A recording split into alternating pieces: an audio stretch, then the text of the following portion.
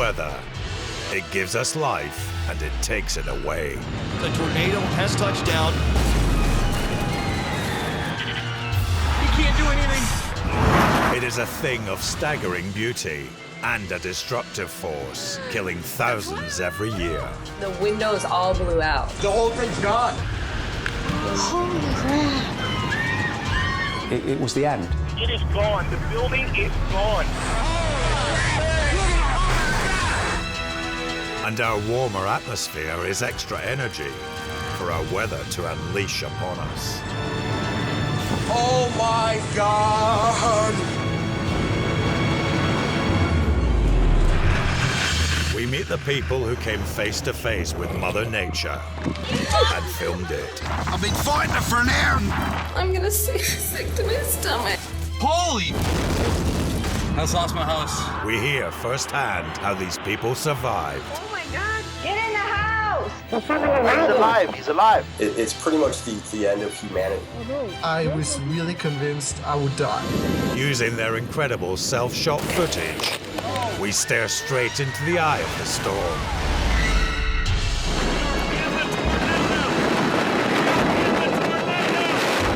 And witness up close the sheer force of nature. Oh my God, look at that! Everybody take cover, now!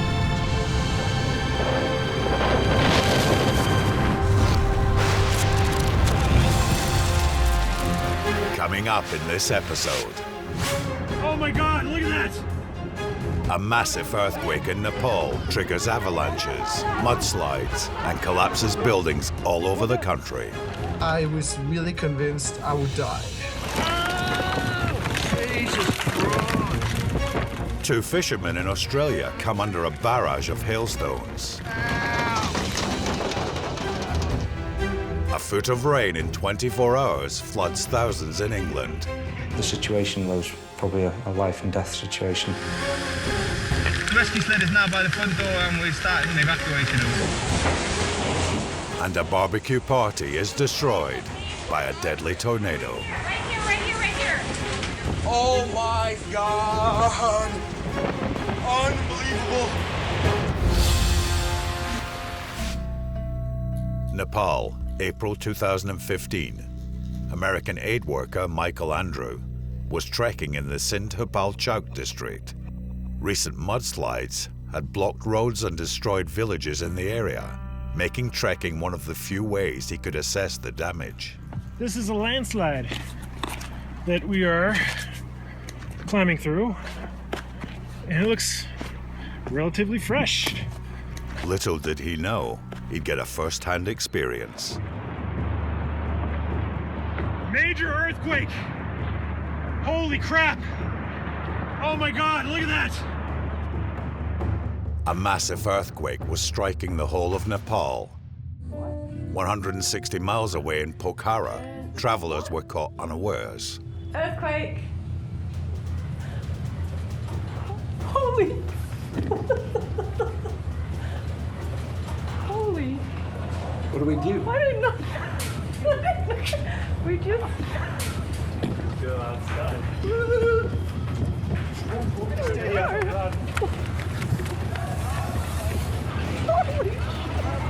Holy, this is a big one. This is a big one.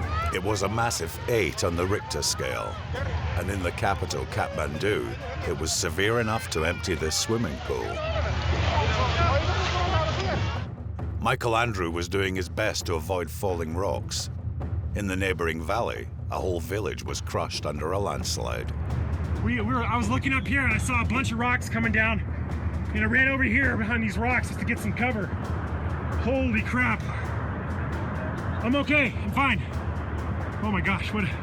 Oh my God, there's gonna be a lot of people hurt. That was a major earthquake. Okay, we were just on that trail, I kid you not, 20 minutes ago, right there where those rocks are coming down.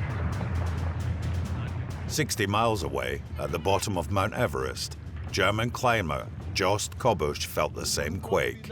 Everything is shaking. Everest Base Camp is your home. When you're home, you never expect that something could happen. You feel safe. So like we had a relaxed breakfast and we were like having fun, and then suddenly the table started to move and shake. A group of American climbers also felt the rumble. Yeehaw! But were unaware of the danger approaching. Oh, look at that, look at that, look at that. Ooh, look straight ahead. Millions of tons of unstable snow had been released. You go in the tents or what? Look. You ready to go in the tent? You ready to go inside? Oh! You know, I felt a little bit like in a movie or something, like we couldn't really, I mean, it was, in 1 second, everything changed.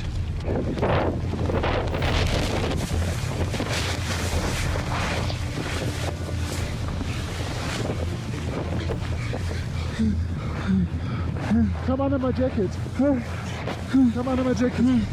Are you okay? Yeah. I took these guys under my big down jacket, so we all three went under my big down jacket to get at least some kind of air, but we felt like suffocating, and I was really convinced I would die.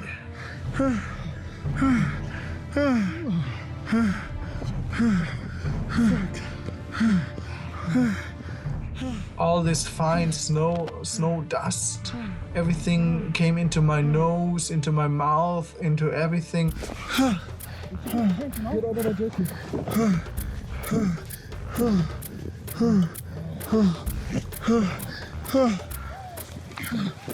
No, wait. And then when we get up, I saw that the kitchen tent was gone. There was nothing left. It was like a battlefield. Maybe in the kitchen tent. Yeah, maybe. Right. Stay together. And we try to find the kitchen tent. Oh no, there's no kitchen tent left. Some climbers were exposed to the brunt of potentially deadly freezing snow. My Indian friend was in t-shirt. When he got hit by this avalanche, he thought he would at least lose his fingers. He couldn't feel his hands at all. Gunter, put your hands under my arms. Put your hands under my arms and come a bit closer. Okay.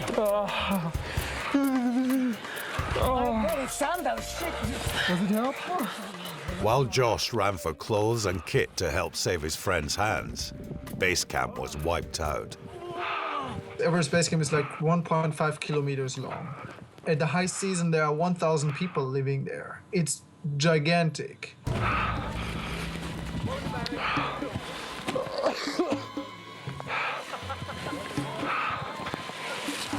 There was a very high risk of more avalanches, so the surviving climbers were in extreme danger.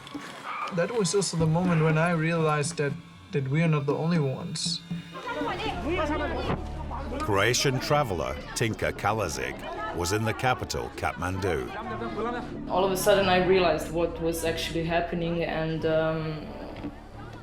I could see buildings falling and roads cracking in front of me, and most of the people were doing the most stupid thing they could do, running towards buildings and hiding themselves in some hallways. I was trying to stay calm, but it was not really possible because everyone was freaking out. It's okay. And there was this lady in yellow sari that she was completely out of her mind, and I thought she's gonna faint. It's okay. Hey, it's okay. It's okay.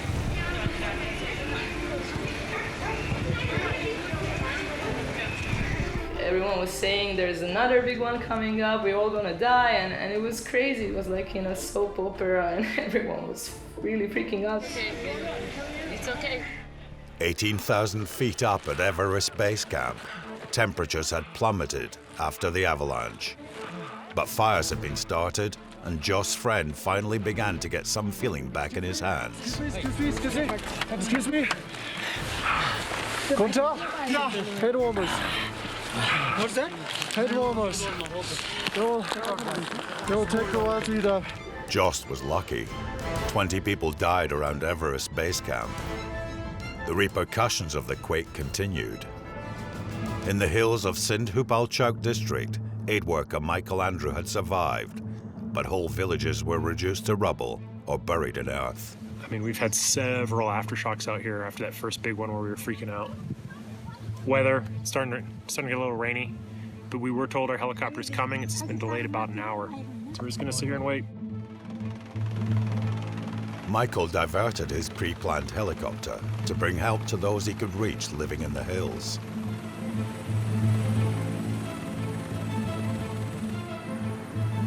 But 100,000 people lost their homes across Nepal, so whatever he could do was never enough.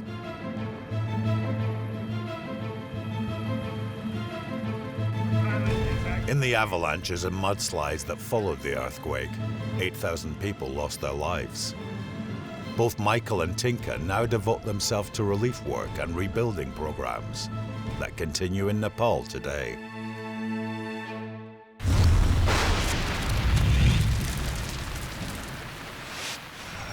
Avalanches can happen on a massive scale. This one in the Indian Himalayas is the deadliest ever caught on camera. It follows 3 feet of snow falling in a few days during March, when temperatures should be above freezing. When they return to normal, the vast melt is catastrophic. It kills 4 people, including a mother and child. And other avalanches across the region block 250 roads and cut power lines to hundreds of thousands of people. The scale and danger becomes all too clear to the person filming. However, being inside a solid building saves them, and they survive. The people most in danger from avalanches are skiers venturing off-piste. Oh, this is going to be amazing. Yes, it is, but not in the way these Australians skiing in the Swiss Alps imagine. Yee-hoo! Yeah!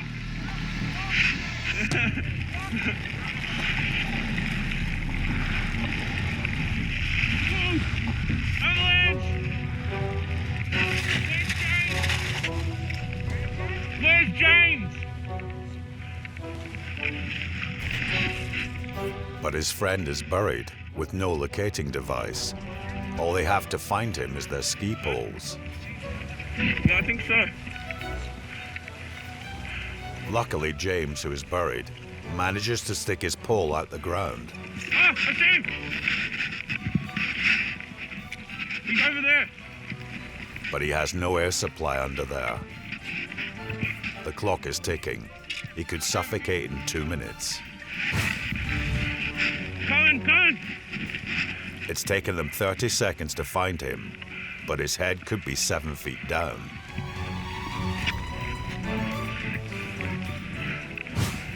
I got you, James.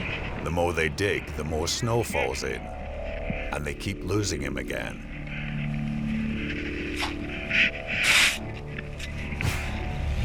He's been under for 4 minutes, and his pole's no longer moving as much. Yeah, got you towing.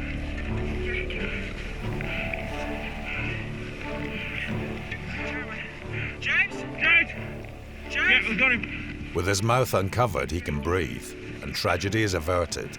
But one thing's clear, there's no way you'd ever dig yourself out from this. Yeah, breathe. We're here, dude.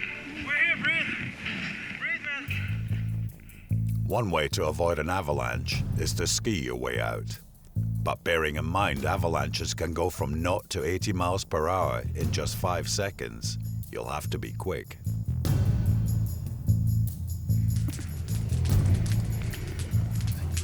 Oh, geez. Oblivious that he's triggered a fast-moving wall of snow behind him, the snowboarder is given radio instructions by his mates, who have a perfect vantage point. Go right, go right, go right. Whether or not this was a lucky escape or sheer skill, it's left this snowboarder mightily relieved.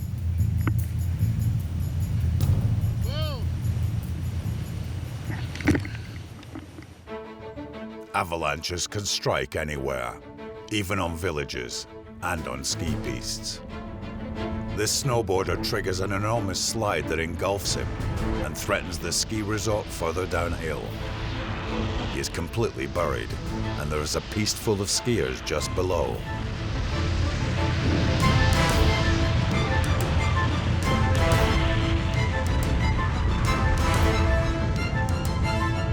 It took out 7 skiers, but incredibly, everyone, including the original snowboarder, survives. The more speed, the better, I'm pretty sure. Avalanches kill around 150 people a year, but many more are caught up in them. Get your cheese straight, B. Yes, sir.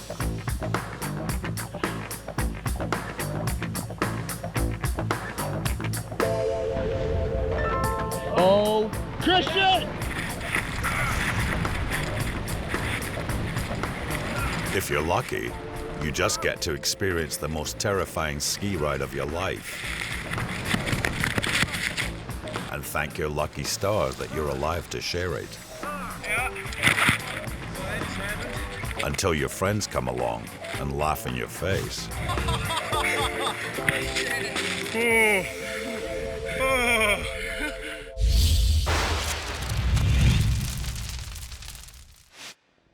In Joplin, Missouri, Sean and Sandra Lemieux were visiting friends and their 2-year-old son for a quiet barbecue when they were hit by one of America's deadliest storms in recent history.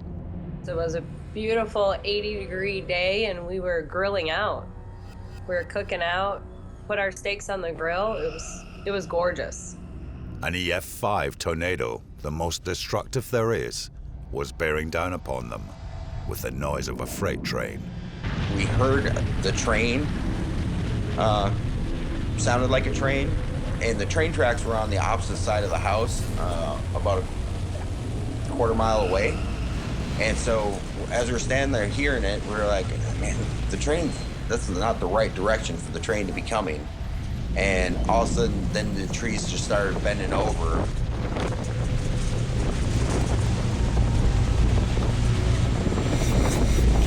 I think we might want to go outside here a little bit.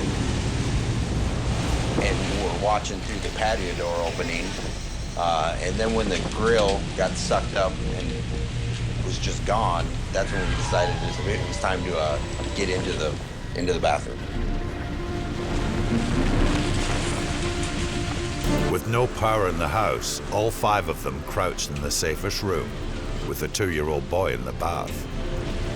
Couldn't see anything. It was all black and the windows were breaking and there was just, at that moment, that was really scary. Everything was broke, everything was breaking, and it was so loud. Yeah, there goes the fucking tree stopped the house. It's right there, it's coming right at us. Close that window. Let's go. There wasn't any shelters nearby or anything to go to, so I mean that was the only place to go was to the bathroom. Where are you? Adria! Get in here! Get in the bathroom!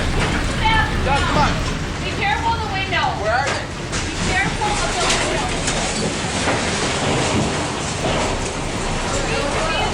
Where's Adria? Right here, right here, right here, right here!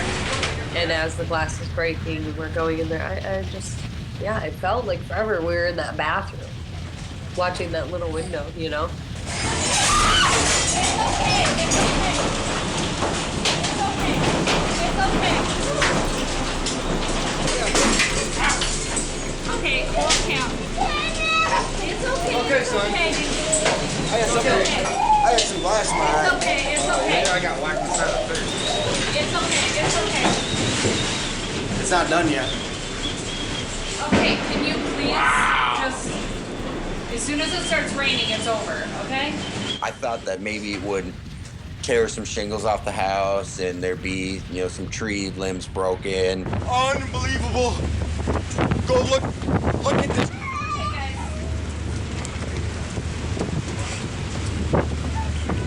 Did not anticipate walking out of the bathroom to where we were standing was just the floor. We have no health left. None. The whole thing's gone. Everything's gone. It was pretty incredible. He was in shock, right? Because there's nothing left, and you think that you just went through a storm. Yes, it's bad, but the house wouldn't be gone. Garage is gone, everything is gone. You know, we were alive, you know? We turned around and we walked out of the house and we were like, oh my goodness, this is crazy. I can't believe we're still alive. Let's go check and see if the neighbors are okay. Unbelievable, look at the houses. This is definitely, It was so quiet. Like, even though so much had happened, right? And you think you'd hear screams or you think you'd hear people everywhere shouting or, you know, something. It was so quiet.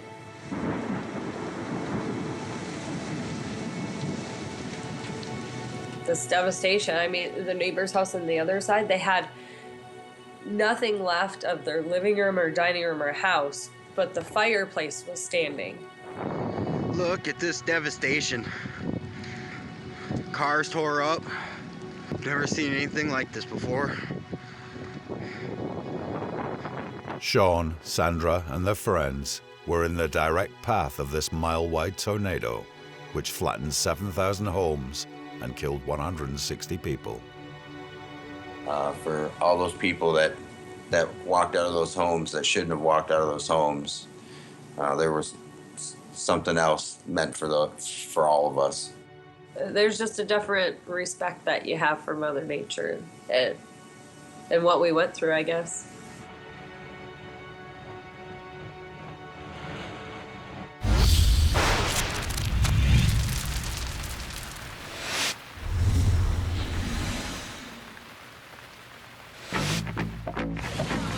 When this beautiful dust devil interrupts a school ball game in Midwest America, Yeah, it's a sand tornado.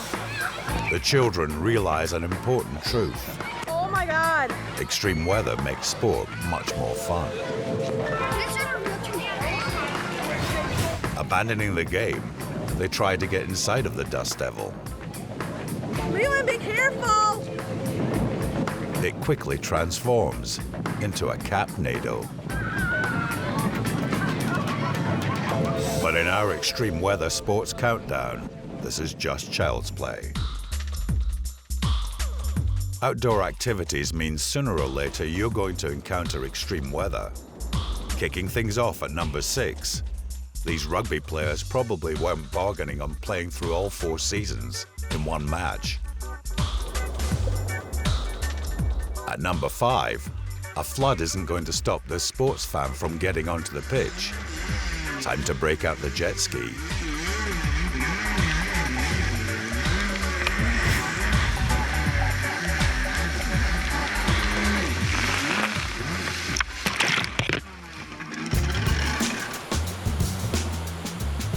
Coming in at number 4, we have acrobatic surfing. The idea is to stand on your partner's shoulders while surfing. Admittedly, the waves could be more radical. But the great thing about it is, the wipeouts are just as extreme. That was her chin hitting the board. At number 3, we have some professionals. Not content with boring wakeboarding, it's wakeboarding on ice.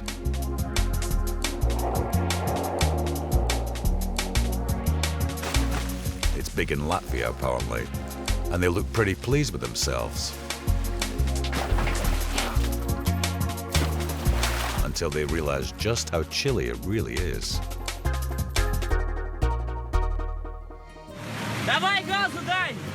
At number 2, we have a true homemade masterpiece, flood surfing, as pioneered in Russia, where of course it must be performed with a bare chest. But the number 1 spot for best extreme weather sport goes to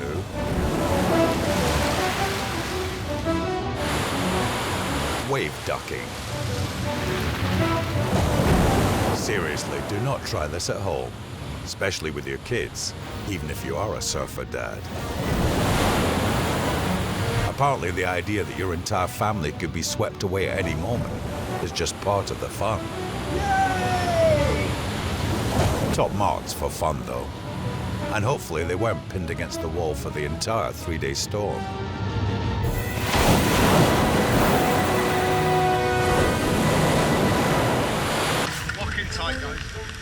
Coming up, soaking wet Britain is drenched by a foot of rain in 24 hours. It was almost like a bit of a war zone. There were helicopters flying around, vehicles and blue lights everywhere. A pair of Aussie fishermen are caught out at sea in a giant hailstorm.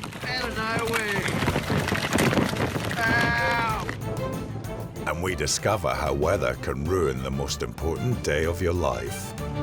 I now pronounce you husband and wife. Congratulations, you may kiss the bride.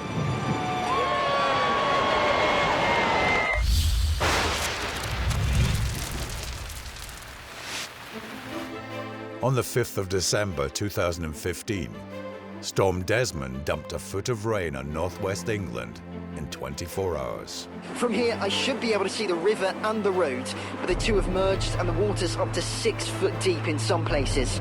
Houses now being evacuated in Cockermouth and Penrith. Hundreds made homeless by flooding have spent the night in... The flood followed a month of solid rain and ruptured power lines and gas supplies in Manchester. 100 miles north of the Lake District, a football pitch of water flowed over these valley fields every second. Emergency services from across the north of England are rescuing people from the floods. And the torrent poured into the low-lying towns of Carlisle and Kendal, flooding tens of thousands of people. Right, Daddy's going to grab you. Yeah. Legs up, darling. Stand up. There you go. Well done. In Carlisle, the water rose over 3 foot in a few hours. Richard and Sarah Betton were inside their newly renovated house with a 3-year-old son. I went down the stairs. You could see the furniture bobbing. Oh, it was carnage. It was awful. Local emergency services were swamped and sent out calls for help. Alan Howarth and his Derbyshire Mountain Rescue volunteers travelled 150 miles to help people evacuate their homes. Water levels are still rising, so more houses are now getting covered. So we're just going to go door to door and see if anybody wants to stay or wants to be evacuated. It was almost like a bit of a war zone. There were helicopters flying around, vehicles and blue lights everywhere. I was shocked about how much devastation there was, how seriously flooded these places were, and also about the force of the water. As we got further down the street, the water got deeper and deeper. Eventually got to the point where it was chest deep. Are you staying? Okay, all right. We're just saying that the levels are still rising. At 7:30 p.m, the water was over 6 feet in some places and rising. The Betton family had a tough decision to make. We got a knock on the door and you just knew this is the knock to tell you, we suggest that you look at vacating your property. The Bettons were able to wade out on foot. But in nearby Kendal, the water was already too deep and too fast. Callum Robinson and his colleagues in the Royal National Lifeboat Institution team were attempting to help hundreds of stricken residents. Lock in tight, guys. It was quite fast-flowing water. On the edges of being able to wade through it. We got to a point where the water flow from the river was too much. They could go no further, but received an emergency call. A family of 6 was stuck in a single-story house with the water rising all around them. We were looking on maps where the bungalow was, and we could see it was out in the middle of fields, so they literally had nowhere else to go. The one-floor bungalow was surrounded by water, flowing up to 20 miles an hour. Our 2 team leaders went in one of our vehicles and tried to see how far down the road they could get to the bungalow. They only got about a quarter of the way there, and they had to abandon that idea and come back. In the bungalow, there were 2 boys, aged 3 and 5. The water was already over their heads, but the rescue team could not reach them. The helicopter was, and they were having to go back to refuel, so they were going to be at least another hour. At this point, the people were calling with their mobile phone battery that was dying to say that the water's coming up to the top of the kitchen worktops. The situation in the bungalow is probably a life and death situation. Inside the house, the water continued to rise. The heavily pregnant mum was balanced on the kitchen worktop, and the boys were sheltering on their bunk bed. And then luckily, a lad in his tractor turned up, a local farmer, and he said that he'd be willing to give it a go to try and see whether he could get down the driveway with his tractor. We're going, 2 of us going. At last, the rescuers could move in. I tie onto there? Yeah. She's got baling twine. But there was a clear risk of being dragged away by the flood, and if any of the survivors or rescuers were to be washed away, there was little chance of survival. When we first arrived on scene, it was probably waist height, and it was flowing down the driveway. It was probably doing about 20 miles an hour. There were 6 family members and 2 dogs to be rescued, but the tractor could only take 2 people at a time. Are you ready? Okay, it's yours. You got it? Right. Yo! Okay, mate. Yeah, the rescue sled is now by the front door and we're starting the evacuation. The grandmother and her grandson, 3-year-old Jacob, were first out, persuaded off his bunk by the promise of a tractor ride. All right, Jacob. Hi, Jacob. How you doing? There we go. Okay, you're gonna come with us. Yeah, come with us. Okay, we just got a quick ride in a tractor. Yeah. 6 inches. The next run is more complicated. Expectant mum Samara had been sitting in the dark on her kitchen worktop for the past 12 hours, signaling with her torch at the window. Another survivors in there. Got another survivor's life jacket in there. One more I need, mate. How long pregnant are you? 7 months? Okay. Okay, and then... We're going to have to chairlift you now, so 2 is going to have to carry it. We're going to wait till the tractor gets here again. Is it here? That's it. Jesus, that's quick. They had to be careful how they carried 7-month pregnant Samara, because if they had put pressure on her womb, it could have been disastrous for the unborn baby. Yeah, okay, we're bringing it through. Okay, you're going to go around our neck. And I've got your leg there. Perfect. Ooh, nice and light.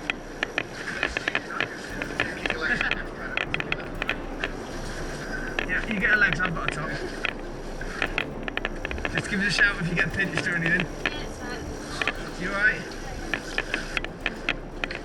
You want to swap now? I'm going to get it. I'm going to come and do your arm. I've got your arm, yeah. I've got your arm. Finn, if you get the legs. You sure? Samara was safely in the rescue sled, but next was 5-year-old Seb, and he was scared. Come on, Seb. Yeah, mate, you come here. I've got you, Seb. I've got you. I've got you. There we go. Mate. You hold that life jacket down for us, okay? But a quick-thinking promise of a special Christmas present did the trick. Yes. And he said he wants one of our hats if he does it. Oh! Okay, Seb, you're going to go on here? I'm going to get it up for Christmas. There you go, Seb. Seb, is it? Seb, yeah. Seb, you alright? I'm coming with you. I've got you. Let's go. Let's go. It took a number of hours with the relaying of the tractor all each time.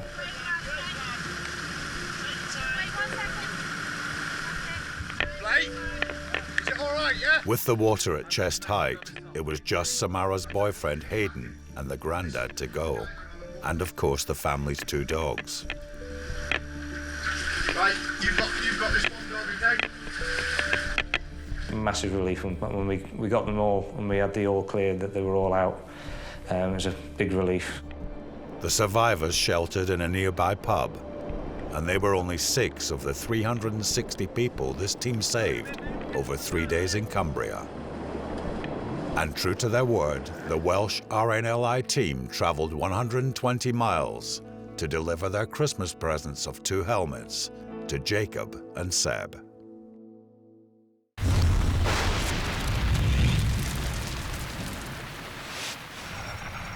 Hail can be a relatively harmless weather curiosity. But when conditions are right, fun frozen globules of water can become a hail of bullets. A warm day at the beach may appear the least likely situation to be hailed on, but here in southern Siberia are all the ingredients for the perfect hailstorm. The day begins at a sizzling 41 degrees. Then the warm, wet air from the huge Ob reservoir meets freezing Arctic air from the north. The warm air rises fast, condensing into tiny hailstones, which grow and grow until the rapid updraft cannot support their weight.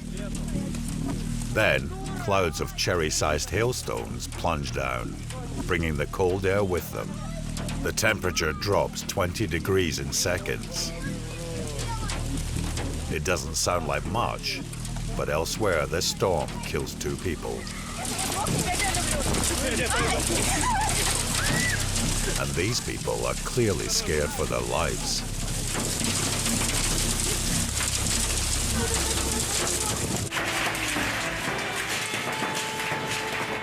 Terrifyingly, hailstones can get much bigger.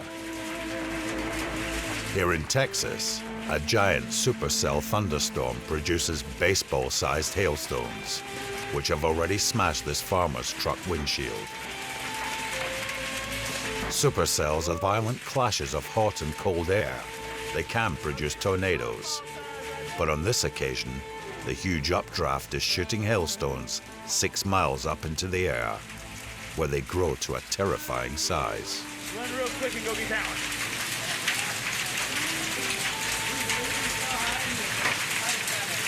Man, look at that massive. God. Look at that massive thing. Look at that. My God, dude. The biggest ever recorded was the size of a grapefruit and smashed through a shed roof in South Dakota in 2010. Man, there's another one just fell.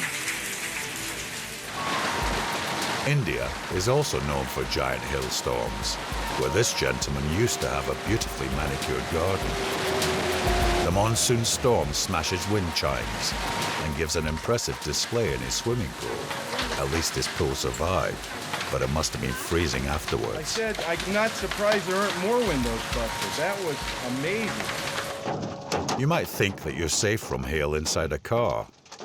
The tropical conditions in Juarez, Mexico concocts a storm of golf ball-sized hailstones.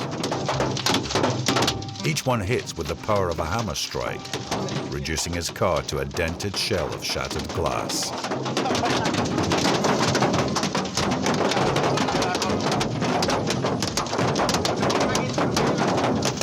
But mercifully, the storm stops, just in time for the driver.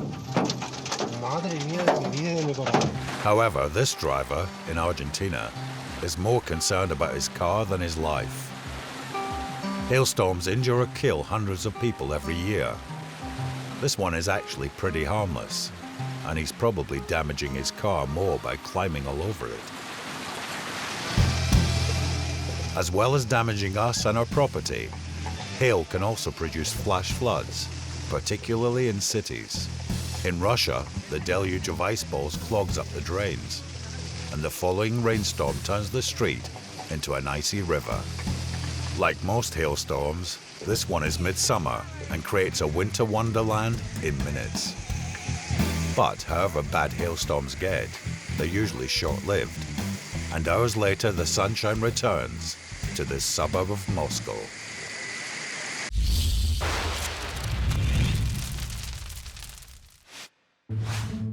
Anzac Day, a national holiday in Australia. In 2015, Darren and Pete were celebrating with an idyllic afternoon fishing in Sydney Harbour, or so they hoped. It was a lovely day. We always check the weather before we go fishing anyway, and we knew there was a storm on its way, so we kept our eye on it all day. Despite severe thunderstorm warnings, they went out in a tiny open-top boat called a tinny. But in Sydney's eastern suburbs, the storm was already causing chaos and firing down tons of hail. This car's getting slaughtered.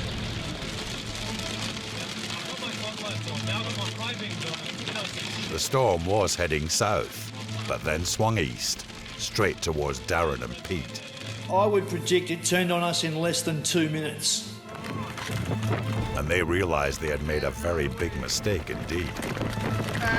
Because I could see the hail just pelting into the water, and I knew we were going straight into the teeth of a hailstorm, and we had nowhere to go. The tiny, tinny engine was nowhere near fast enough to outrun this beast.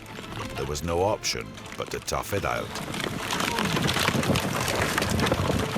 Jesus Christ! Out of nowhere! The ordeal lasted 10 minutes, But luckily our two friends survived with a few minor bruises and a whole lot of embarrassment.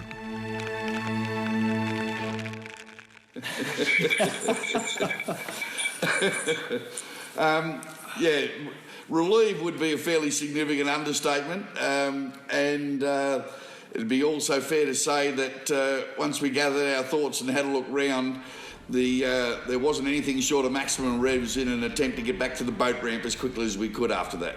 It's a good laugh and something to have a good beer over every now and again. We sort of bring it up and we have a bit of a chat over it. So yeah, it's a good laugh to look back on it now. Despite the guy's good humor, back in the city, a warehouse had collapsed under the weight of hail, proving that hail can be no laughing matter.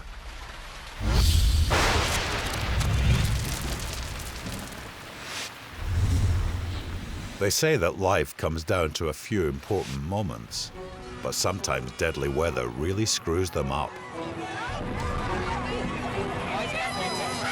These proud New Jersey onlookers have come to see their loved ones graduate from high school. But the weather is threatening the most terrifying of spectacles, a giant tornado. As a huge thunderstorm approaches, a rolling funnel cloud is dropping. With disaster just minutes away, the master of ceremonies speeds things along a little.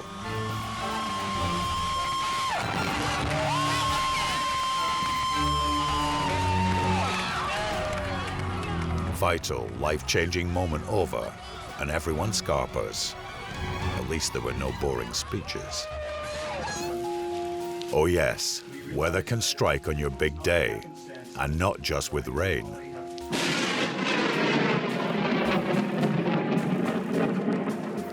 This Florida couple want sparks to fly. They get it.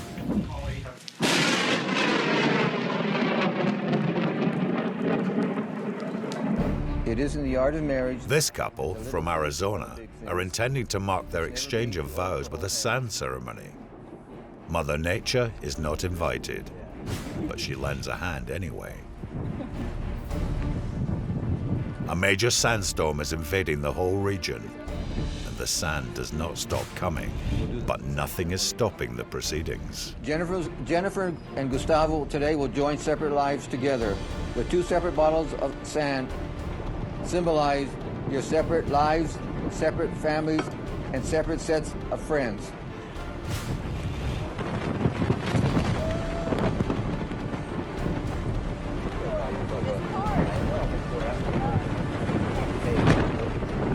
But hats off to them. Almost blinded by sand, they complete the sand ceremony. By the authority vested in me in the state of Arizona, I now pronounce you husband and wife. Congratulations, you may kiss the bride.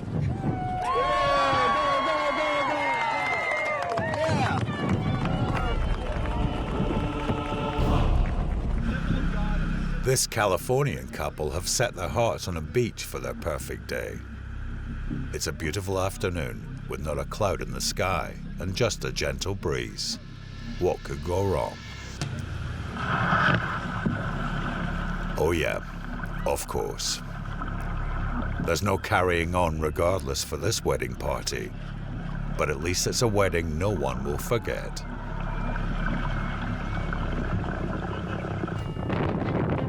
At the Albuquerque Folk Festival, the band are singing Bring On the Rain as the wind picks up. Everyone scarpers just in time before the tent is ripped away from above their heads. But the gig and the whole festival is finished. A memorable gig, but maybe taunting the weather is tempting fate.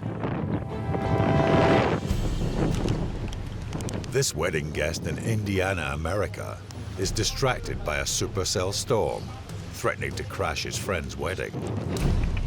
As the happy couple head off to their dream outdoor reception, the supercell storm becomes a rain-wrapped tornado heading their way. Oh man, they're getting soaked. Yeah, sirens are going off. The sirens are? Yeah. I guess the sirens are going off? In the marquee, the wind chimes are going bananas. but no one knows how far away the tornado is.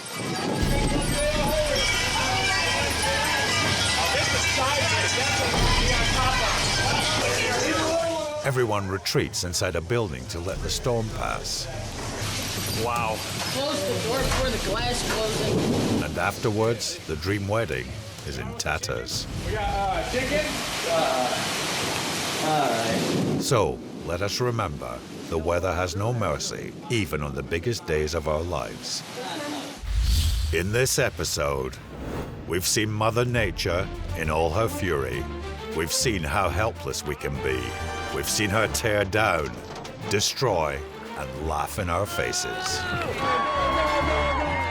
And next time there will be more, because deadly weather stops for no one.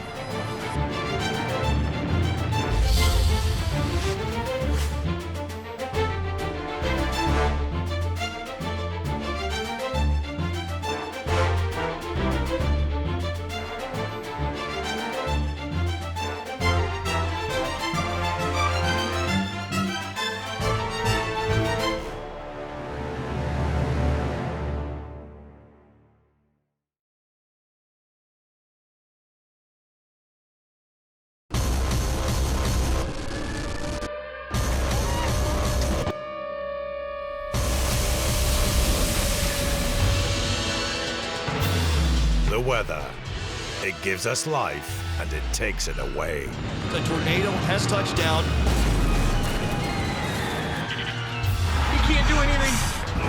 It is a thing of staggering beauty and a destructive force, killing thousands every year. The windows all blew out. The whole thing's gone. Holy crap. It was the end. It is gone. The building is gone. And our warmer atmosphere is extra energy for our weather to unleash upon us. Oh my God! We meet the people who came face to face with Mother Nature and filmed it. I've been fighting it for an hour. I'm gonna sick to my stomach. Holy! I just lost my house. We hear firsthand how these people survived. Oh my God! Get in the house! He's alive. He's alive. It's pretty much the end of humanity. I was really convinced I would die. Using their incredible self-shot footage, we stare straight into the eye of the storm.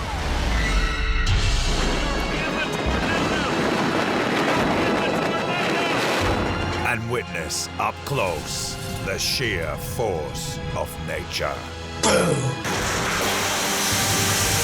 Oh my God, look at that! Jesus Christ! Everybody take cover, now!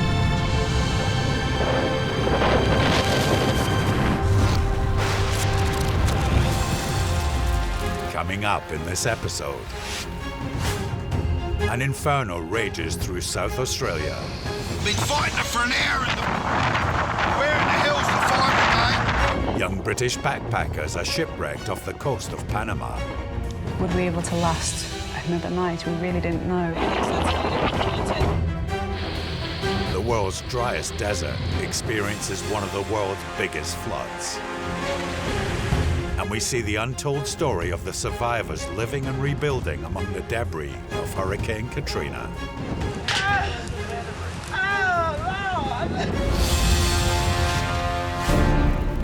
Adelaide, South Australia, 2015. Following a heat wave, it's 45 degrees Celsius, 20 degrees hotter than usual. And the nightmare has happened. A serious bushfire has broken out in a suburb containing hundreds of houses. Volunteer firefighter Ben Wilson is 25 years old, and this was his first large-scale bushfire. And I had like a gut-wrench feeling where you just look up and you're just like, oh damn, like, you know, this is one of those days where like, just got to pray and believe that we're just going to get through it. He was one of 50 strike teams sent out to save one house each. Yeah, go. All right, drop. The whole property was full of spot fires, but the fire engine only carried 500 gallons of water, and this could be a 25,000-gallon fire. Are they going around?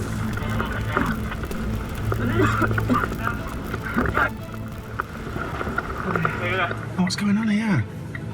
Peter and Vera are British tourists on the trip of a lifetime driving across Australia.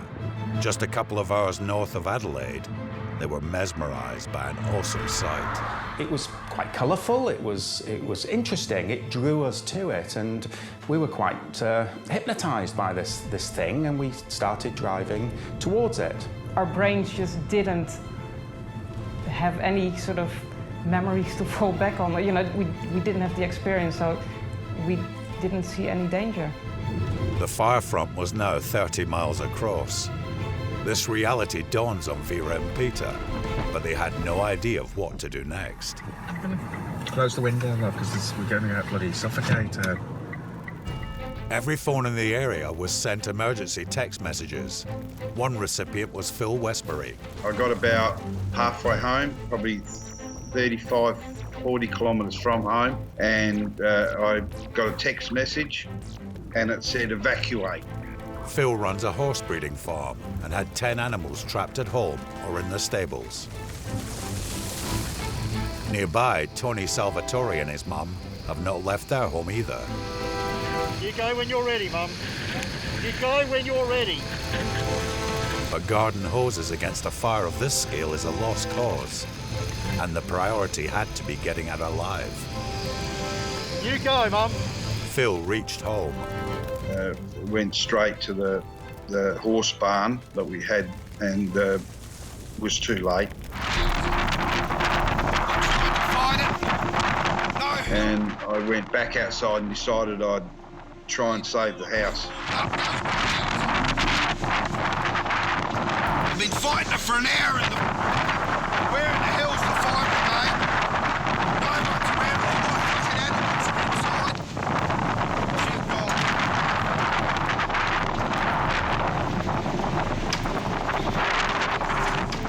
The shed alongside the house was fully inflamed, and eventually the heat from that and the heat that was already in the house just exploded basically, and it was gone within minutes. With the strike team, Ben was battling flames that had reached the side of the house.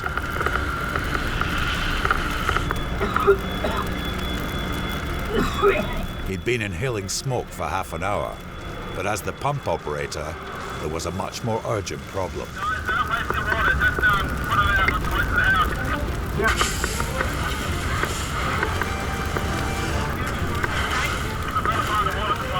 They were nowhere near winning yet, and their water was almost run out.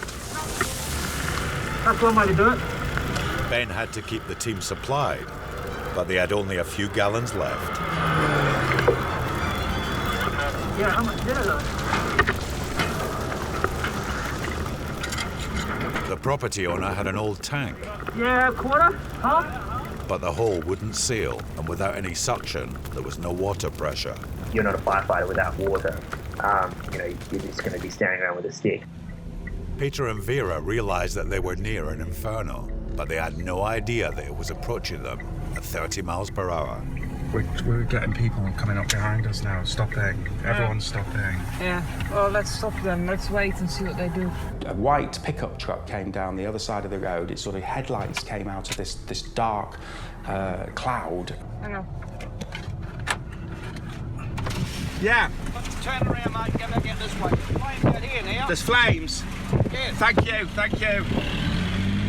Set the fires up there. They turned to follow him. But the giant fire front had turned too and outflanked them. Condition. We're dashing over the... It was threatening to surround them altogether, and they were heading back into it. All this tickling is the noise. It's ash. It's burning. How the hell are we going to get out of this? He's stopping. Slow down.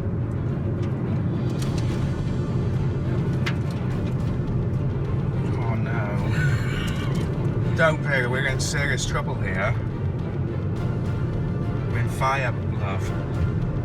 The heat in the car was immense. Never experienced. We couldn't open the windows because the ash was hitting the car. Even worse, the car started spluttering.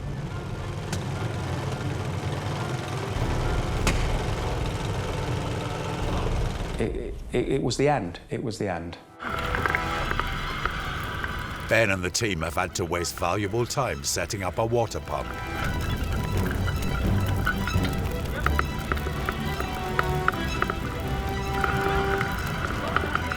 They managed to save this house, but the main fire had jumped forward 6 miles, and there were hundreds of others now under threat. Pete and Vera were racing a 30-mile-per-hour inferno in a spluttering car clogged up with ash. Emergency warning for a bushfire burning under catastrophic conditions. CFS advises that an extremely dangerous bushfire is burning out of control at Canalpin Road near Airport Road. So Vera put the radio on, and straight away there was a recorded, very calm, collected female voice. Shelter before the fire arrives, as radiant heat can kill you well before flames reach you. Latent heat will kill you before the flames get to you. Well, we could see the flames, we could feel the car heating up. The radio message was terminal. It was telling us we were going to die. We're in the middle of a bushfire. Everything was against us at that moment in time.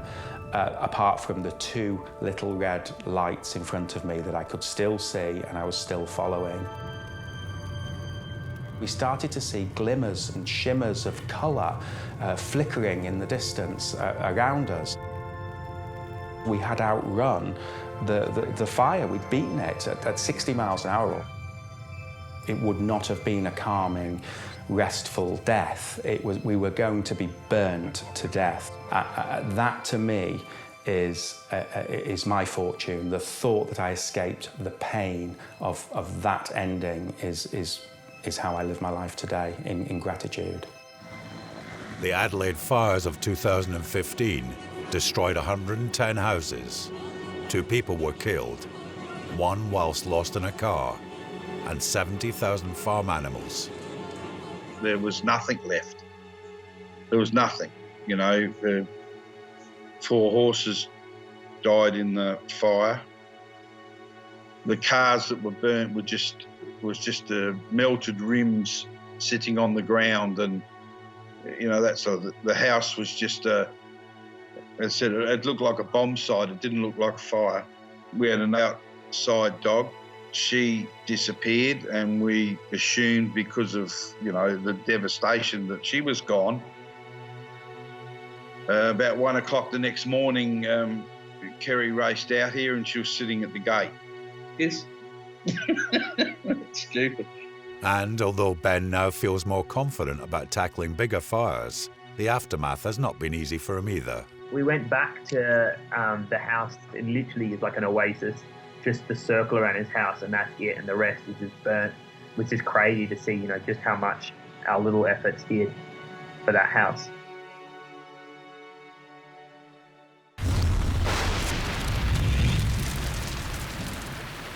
Heat waves contribute to hundreds of thousands of bushfires every year.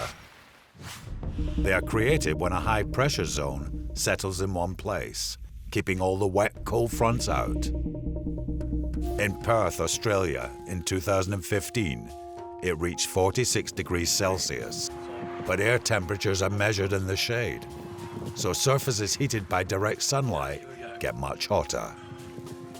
It takes a minimum temperature of 70 degrees Celsius to cook an egg, but this pan turns the white opaque instantly, so it must be 90 degrees or more. It's cooking. Bit of salt. Nothing like some eggs with your salt.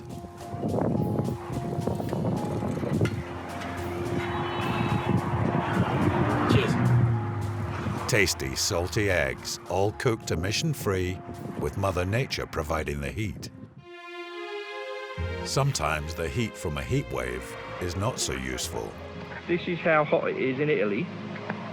The car has melted. In Chile, in Italy, this car is dripping molten plastic after being parked in scorching 37 degrees Celsius heat for several days. It's actually melted everything, the mirror, the lights, the indicators, the plastic off the side.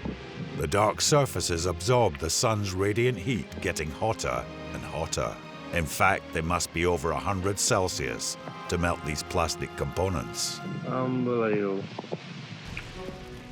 The most obvious danger in a heat wave is still fire, and 10% of wildfires are started naturally by lightning.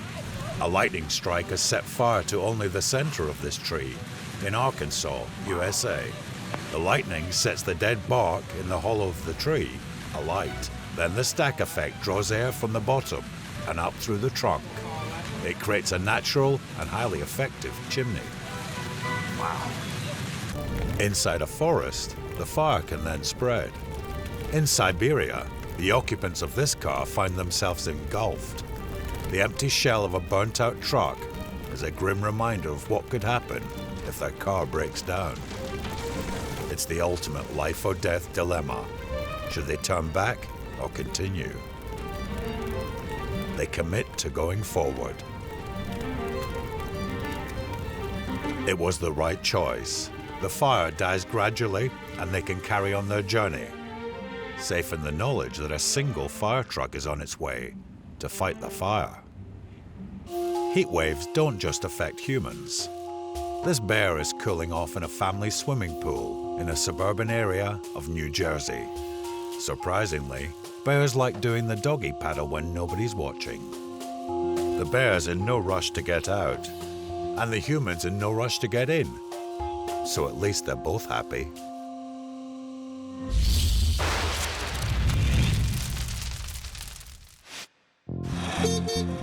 Emma and Pete are natural-born adventurers, traveling up through Central America. But thrills were the last thing they were seeking when they arrived at the notorious Colombian border with Panama. Known as the Darian Gap, this 100-mile stretch of land is controlled by gangs with a history of kidnapping tourists. So they joined 12 other travelers on a catamaran for a 4-day sea voyage. During the day, it just looks serene. We're just looking at open sea, looks perfectly beautiful. Everyone's enjoying the sunshine and it feels like nothing could go wrong. But on night 2, an unexpected squall whipped up. There was this massive thudding noise. And then it was hearing the captain's voice when he shouted, "Get your life jackets on." We're lying in bed, it's about 3 in the morning, and we think we've hit a massive wave, and we hit a crack, and actually water starts flooding into our room. It's pretty crazy. And then we have to get our stuff together as everything starts filling up with water and make our way out. With a sinking ship and no lifeboat, the captain was calling for them to swim. But suddenly everything changed. This is crazy. Absolutely crazy. Because what's happened is the ship has ground up on some shallow coral. And when we're looking off the side of the boat, we can see the coral reef. What we don't want to happen is the boat to wash off the coral. Because if the boat washes off the coral, it'll continue to fill with water and then sink. Sunrise revealed mainland Panama 5 miles away. The boat had wedged on the coral reef, but with heavy waves and rising tides, for how long? Starting to weigh up how long do you think it would take to swim as a group to the shore, and should we risk another night, another storm? Would we be able to last another night? We really didn't know. Their maydays were unanswered, and after 10 hours, morale was low. There was nothing to do but scan the horizon for help. You think after you set up flares in the night and the GPS has gone out and the radio mayday has gone out, you just think someone's going to come in a helicopter and rescue you and pull you out of this disaster. And as it happens, none of the authorities responded.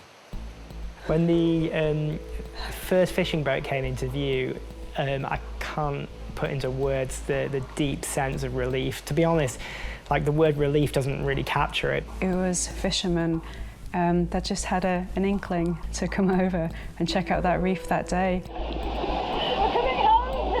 We've just seen a boat!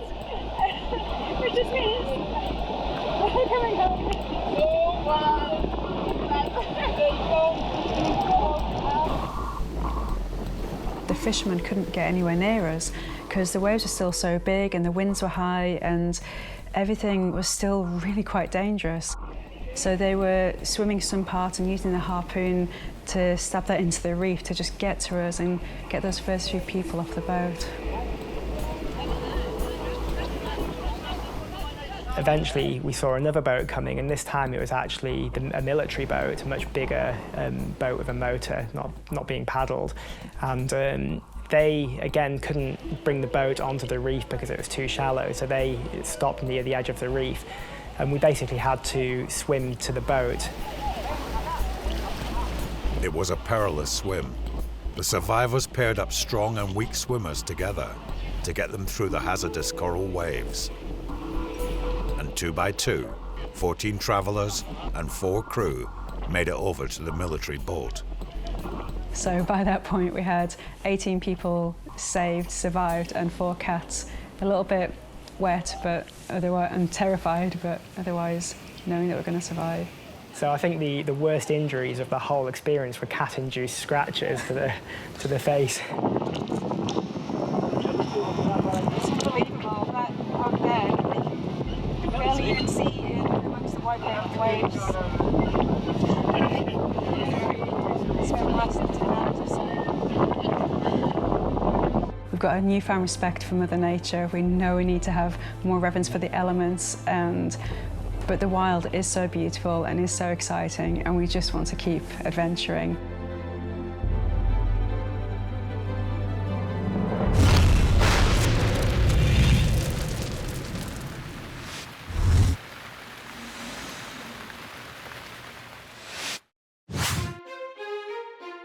It's easy to feel protected from the weather in a vehicle. But sometimes Mother Nature finds unexpected ways of tripping you up. In Zhukovsky in Russia, this car is wedged tightly into a hole in the road in freezing winter conditions. Luckily, local council workers have a large and powerful truck at their disposal and decide to be good Samaritans and pull the car out.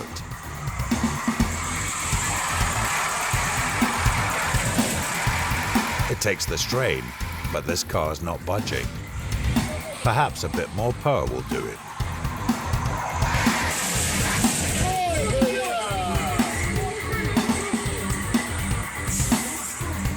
After all that, the car is still stuck in the hole.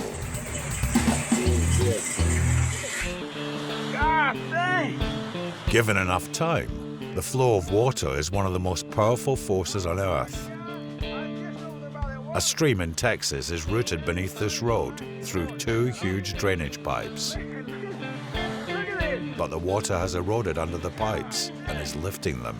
Hey, I just moved just in time. It takes just a few minutes to completely destroy the road. God dang!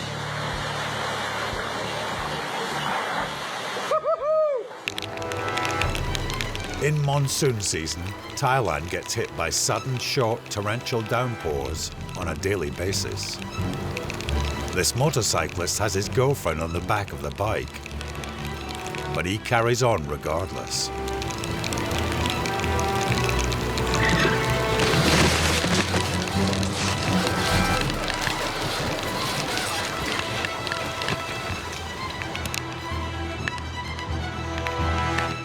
Although shaken up, the couple are lucky to have escaped unharmed. The quick reactions of the motorcyclist in grabbing his partner before she was hit by the bike may have prevented a more painful end to this story.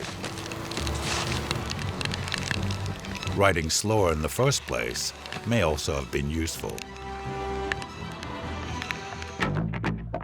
Even San Diego gets freak weather sometimes, but the cars here are traveling at a snail's pace in this freak rainstorm. So what could possibly go wrong?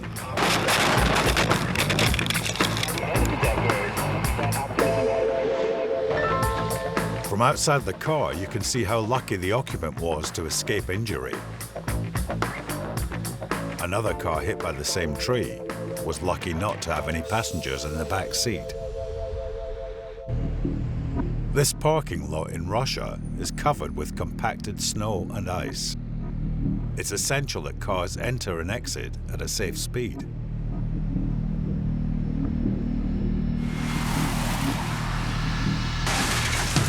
Despite braking the entire time, this car was going too fast to stop. They're lucky to hit a chain link fence and not a concrete wall. If you're looking for an ingenious, low-effort way to clear the snow off your car, you just need to find the right piece of music and wait for the drop. Best not to be in the car when it drops, though.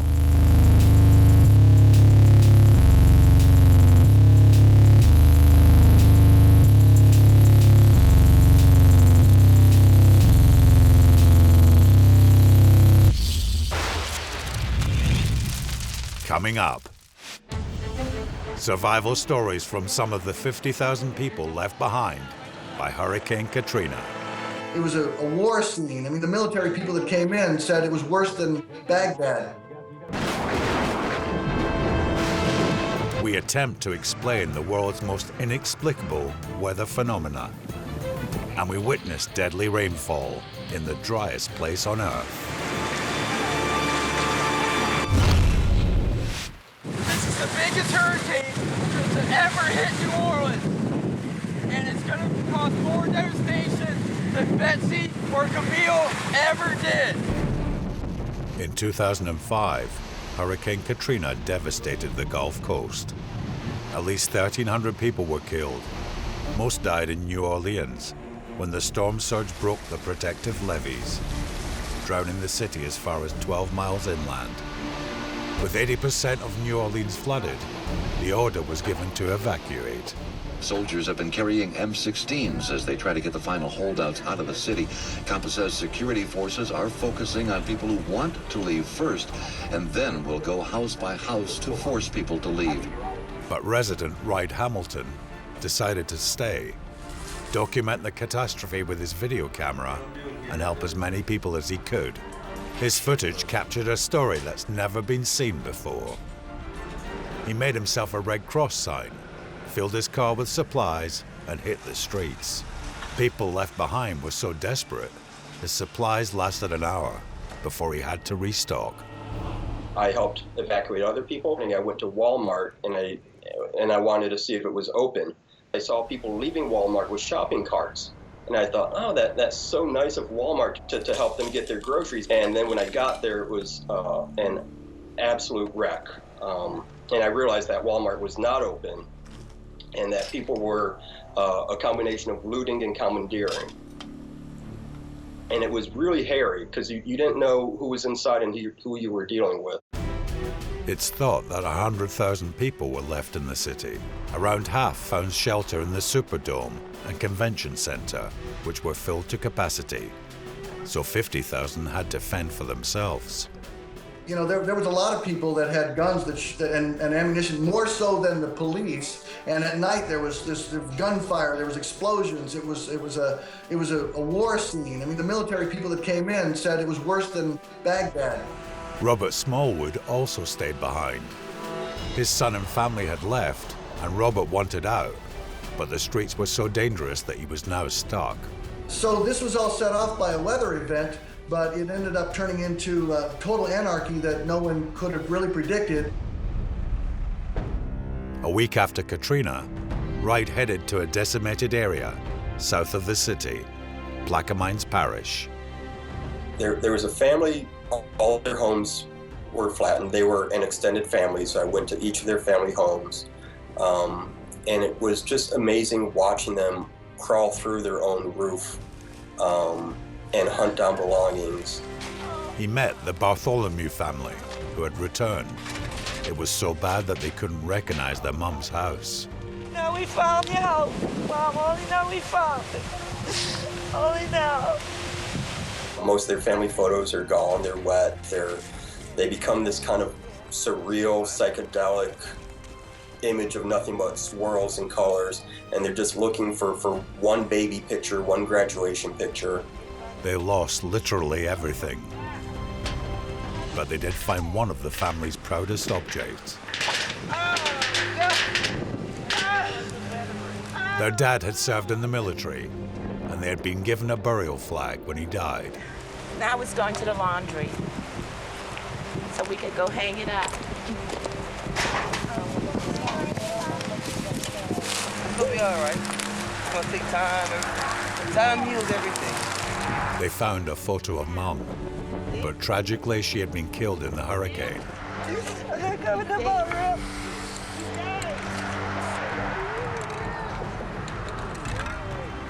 They never found her body, which was probably washed out to sea.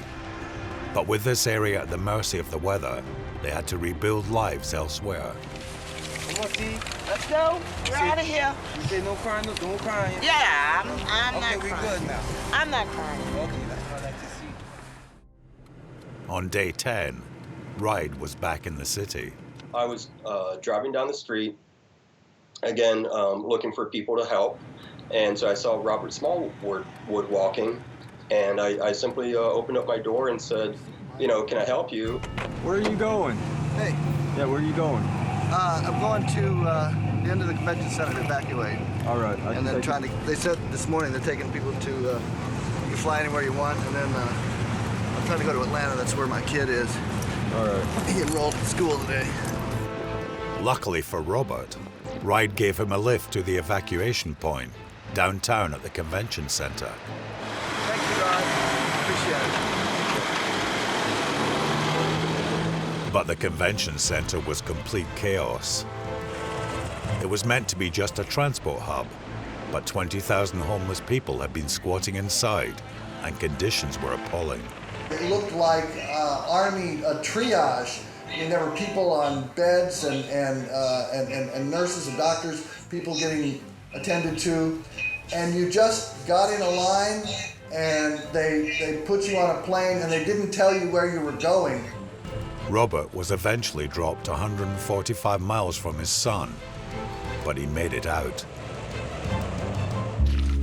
Ride headed to Flood Street, which, as the name suggests, was in the worst hit area on the seaward side of the city.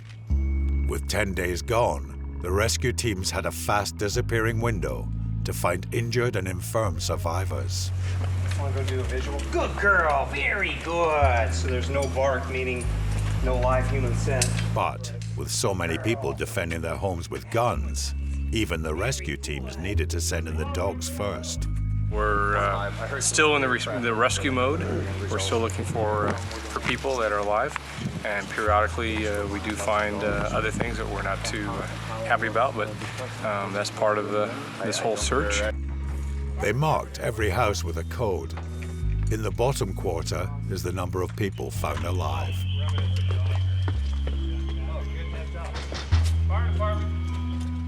Over the following weeks, Ride watched his home city turn feral. Things like this, depending what neighborhood you're in, it's pretty much the end of humanity. And everything kind of goes back to this wild nature. So if you drowned but your dog survived, it's very possible that your dog would eat your body. And there was a lot of that. And then dogs that were left behind, sometimes they would join packs and they would become wild again, and they would start hunting other animals in packs. 7 months later, the emergency services were still responding, but 60% of New Orleans residents had gone. Vast areas were abandoned.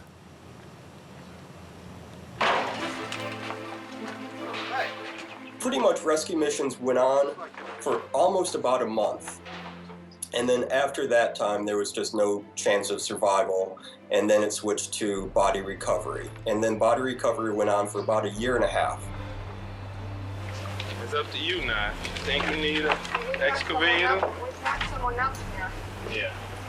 Somebody's relative may end up in a landfill. I mean, that was standard form in 1901 in Galveston and 1906 in San Francisco. That's where they just pushed the rubble aside. This is really the first time anybody has done this extensive a search for body recovery. The team searched every standing house in New Orleans for bodies.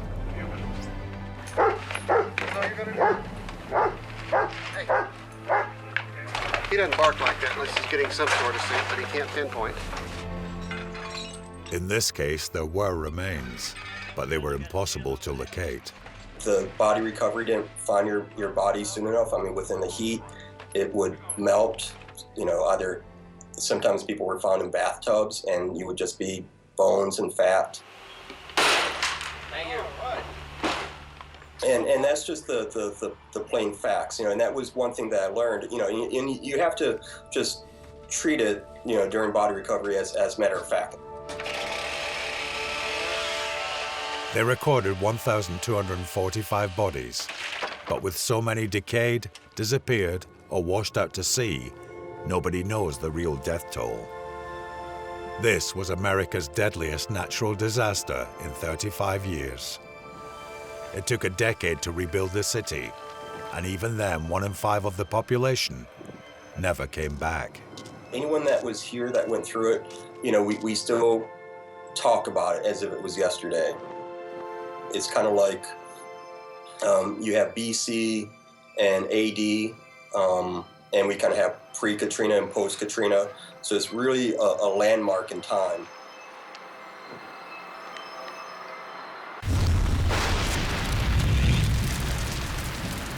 The consequences of our weather can be so severe, they are almost impossible to comprehend. And sometimes our weather itself is barely believable.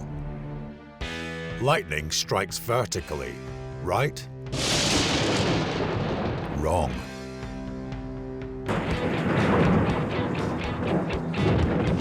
While most lightning bolts strike between a cloud and the ground, this one jumps from a positively charged cloud right across the sky to a neutral or negatively charged cloud.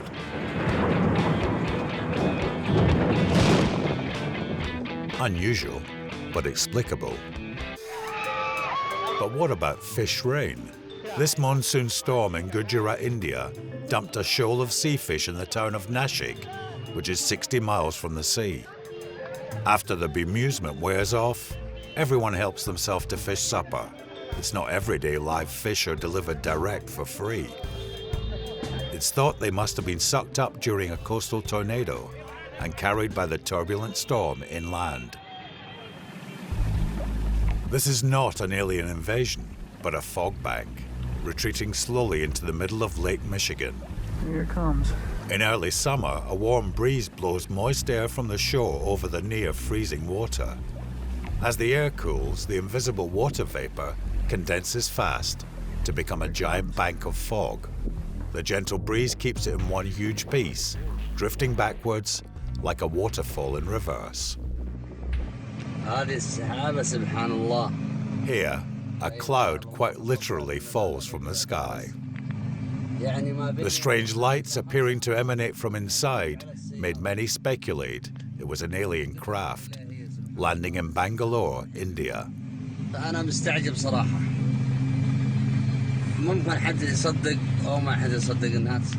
The witness to this freak event takes it as a sign from God.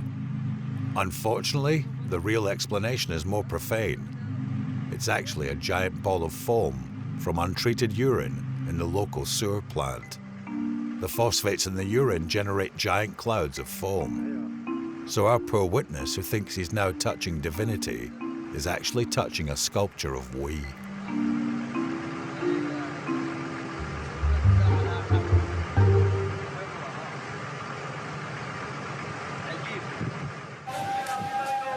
This final mystery is still unexplained for millions of people. During the Japanese tsunami of 2011, Walter Carino filmed this remarkable footage of the disaster. However, the reason his video has gathered over 38 million hits is this. A Casper the Ghost-like creature appears to emerge from the water. Then, in case we thought the first time was trickery, it returns, even more clearly.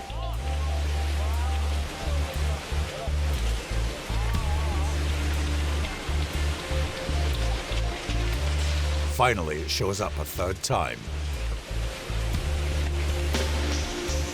This video has been analyzed for digital trickery, with no evidence being found. It has left millions, including the video's owner, baffled.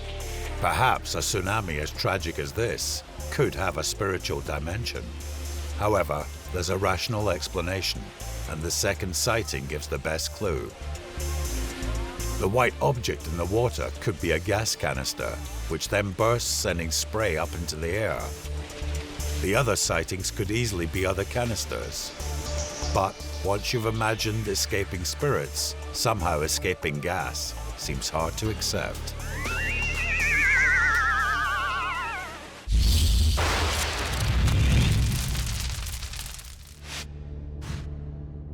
The Atacama Desert in northern Chile is the driest place on Earth.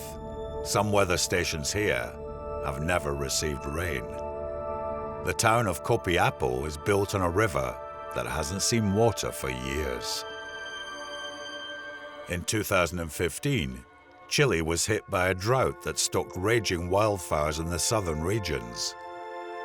But then, to everyone's surprise, it started to rain.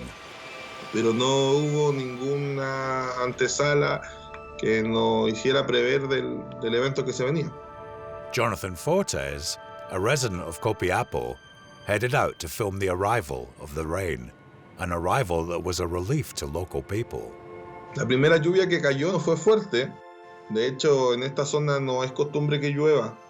Así que la gente salió a las calles a disfrutar un poco de la lluvia. The rain fell for just 12 hours, but in the hard-baked desert ground, the water could not drain anywhere. In El Key, the birth of a mudflow was captured.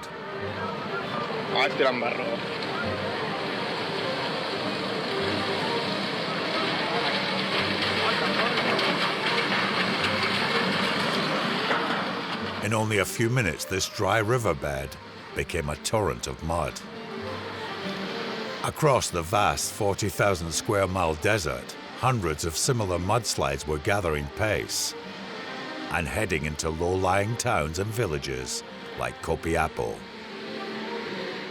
The normally dry riverbed was unrecognizable.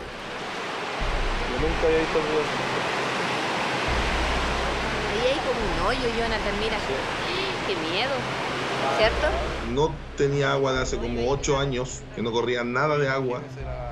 Ahí fue cuando entró el agua al centro de la ciudad. Eso fue en el transcurso de la mañana. Y de ahí ya todo fue empeorando. De ahí ya no era agua, era barro. No tanto así. Yo pensé que el río no me estaba yendo así. Todo el río está hundado. Mira. Todo el río está hundado. Porque fue en la mañana, como a las 6 de la mañana, cuando comenzó todo de la nada, en un par de minutos, se vino el aluvión, poblaciones enteras no tuvieron ni siquiera tiempo para salir arrancando de sus casas. In the driest place on Earth, just 12 hours of rain has lethal consequences. This was 7 years of rain in one day. Parched soil and sediment turned into thick mud. Existing river channels couldn't contain the mud flows. Entire villages were destroyed, cars and even buildings carried away. They overflowed and traveled through streets and towns, taking the contents with them. With railway lines and roads destroyed, Copiapó was completely cut off. What would have been a moderate rain shower in many parts of the world decimated northern Chile. The following morning, the flash floods started to go down, but Jonathan headed to the poorest homes, built on the riverbank. Comencé a caminar y me di cuenta de un lugar que estaba totalmente inundado. El alcantarillado se había reventado, todo había salido. Y ahí habían como 6 familias. 6 familias que se juntaron y habían perdido todo. Y vivían como en comunidad. Sí, hay que cuidar su casita, ya no nos queda nada, pero igual hay que cuidar la oportunidad que nos queda. Así no es donde vivimos. They showed Jonathan around their houses. Es increíble, jamás se había visto esto acá en Copiapó. Estas son las casas que se encuentran al costado del mall. De hecho, hay un residente que me está guiando Ellas han entrado aquí muchas veces. Ellos viven en unas casas muy precarias y viven debajo del nivel del suelo. Esta es una habitación, ¿cierto? Esta es la habitación de nosotros, esta es la cama, mira, de 2 plazas. Y esta es la habitación de las niñas, mira. Mira, la habitación de las niñas. Se perdió todo, cuna, todo. El mismo gobierno siguió la cuna, el gobierno siguió todo.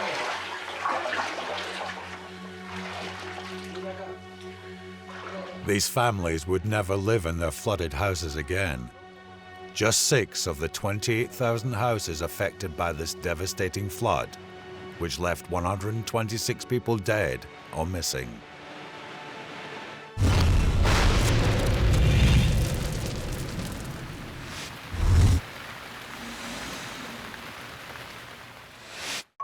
Weather can be difficult to predict at the best of times, but add humans to the equation, and there's no chance. When a stray dog falls through the ice on this Russian lake, anyone could be forgiven for not jumping in to save it. But 21-year-old Ivan, who happened to be passing, felt no such hesitation. Smash by smash, he gets closer to the panicked pooch, and eventually carries it back to dry land. Afterwards, Ivan adopted the dog, who he decided to name Rex. You ready for this? I don't know. Egged on by his friends, this young man is preparing to jump through the ice on the top of a frozen swimming pool. It's not a great idea in the first place, but he puts everything into the attempt.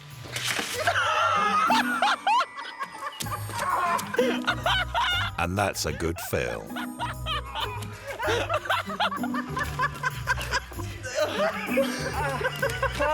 I told you it wasn't gonna break.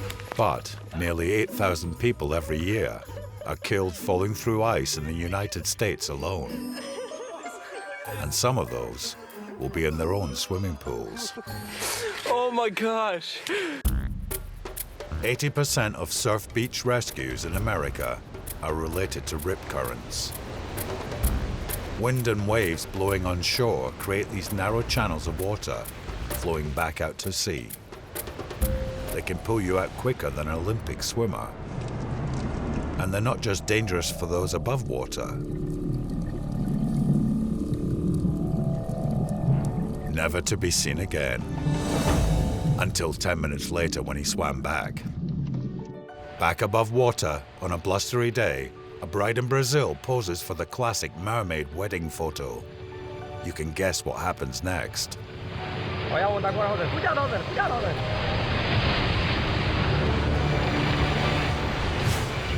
It does seem to come as a surprise to the bride, though.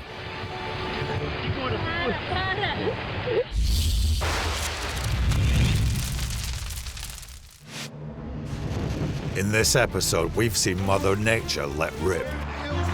We've seen how helpless we can be as she tears down, destroys, and laughs in our faces. And next time there will be more, because deadly weather stops for no one.